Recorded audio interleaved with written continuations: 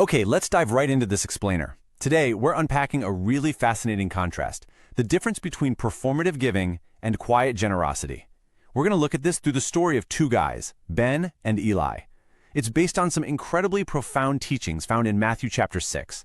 And honestly, it gives us this brilliant visual framework to examine human motivation.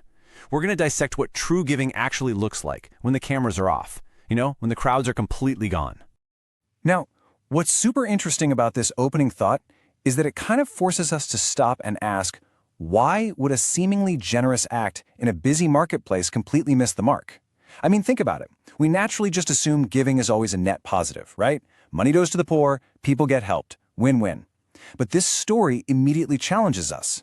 It asks us to look right past the physical action itself and dig straight into the motivation behind it. Part 1. Two friends, two hearts. Let's see how this builds by looking closely at two very different friends with two entirely different motivations. Picture this, a bustling little village. We've got Ben, and Ben is literally shouting in the middle of the marketplace. He's standing there, tossing a bag of coins in the air, basically yelling, "Hey everyone, look over here, I'm giving money to the poor today." And the crowd, well, they clap. Ben grins. He got exactly the transaction he was looking for. But then, on the flip side, we have Eli. Eli sees an old widow who's just struggling to buy a simple loaf of bread. He doesn't announce his presence at all. He just quietly pays for it, sets it beside her with absolutely zero fanfare, and then slips away entirely unnoticed while she tearfully thanks the Lord for providing. I want you to look at that performative generosity and ask yourself, does this sound familiar? Seriously, do you recognize this kind of attention-seeking behavior in the world today? Because even though this is an ancient story, Ben's deep craving for applause is just such a universal human trait. How often do we see good deeds broadcasted all over the place just to get those claps, just for that hit of recognition? The story uses Ben to basically hold a mirror right up to that exact impulse. So the crucial point here is that while Eli slipped away without a single round of applause, his unseen compassion was fully witnessed and valued by God. Literally, no one clapped for him, but someone saw. Eli didn't get a crowd chanting his name, he didn't get people patting him on the back in the village square. But the real-world impact of his secret gift was profound. He met a real need, the widow was provided for, and, most importantly, his quiet heart was perfectly aligned with God. Moving on to Part 2, the teaching of Jesus. Let's break down the exact words from Matthew chapter 6 used to address these two contrasting hearts. Looking at this powerful text from the King James Version, we clearly see a massive warning against doing good deeds purely for the sake of an audience. Jesus says, "Take heed that ye do not your alms before men, to be seen of them." Alms, of course, just meaning charitable giving.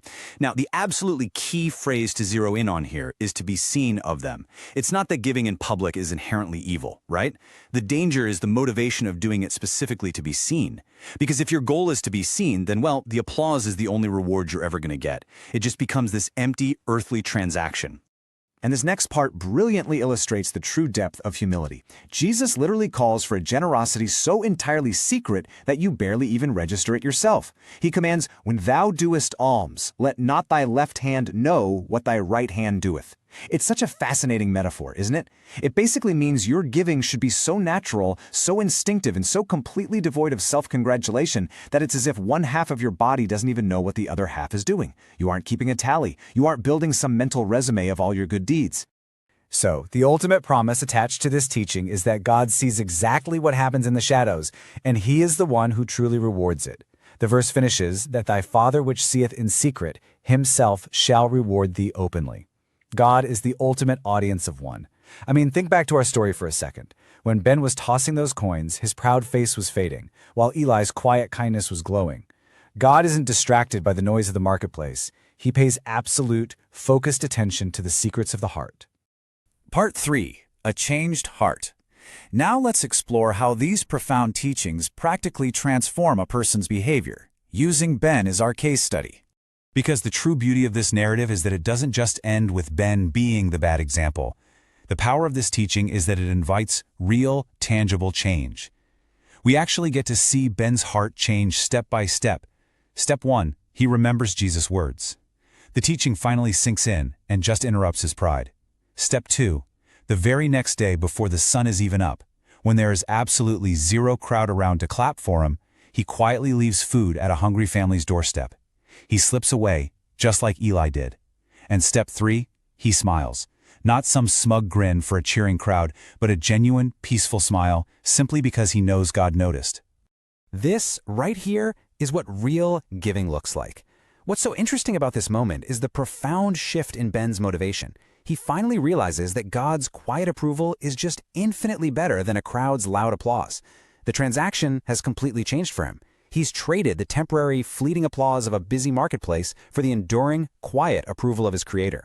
And guys, that is the exact moment his gift truly becomes a secret gift. Part 4. What is true generosity?